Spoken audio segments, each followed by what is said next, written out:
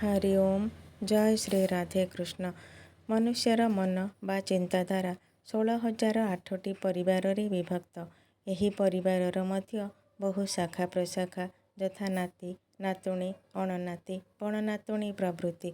ମନୁଷ୍ୟର ମନ ତଥା ମାନସ ଯେତେବେଳେ ନାନା ତପସ୍ୟା, ସାଧନା, ବ୍ରତ ଆଦି ଅତିକ୍ରମ କରି ଶିଖର ଦେଶରେ ପହଞ୍ଚେ ଅର୍ଥାତ୍ ସବୁକିଛି ଭଗବାନଙ୍କଠାରେ ଅର୍ପଣ କରିଦିଏ, ବାସୁଦେବ ସର୍ବମିଦମ୍ ଏହି ଭାବରେ ଭାବରାଜ୍ୟରେ ବିଚରଣ କରେ, ସେତେବେଳେ ସେ ହୁଏ ସମାଧିସ୍ଥ।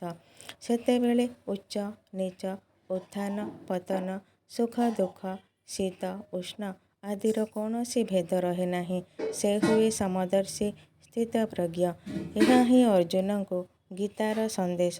16,000 ଗୋପ ନାରୀ ଏବଂ ଅଷ୍ଟପାଟବଂଶୀ ସମ୍ପୂର୍ଣ୍ଣ ଭାବରେ ଶ୍ରୀକୃଷ୍ଣଙ୍କୁ ବରଣ କରିନେଇଥିଲେ।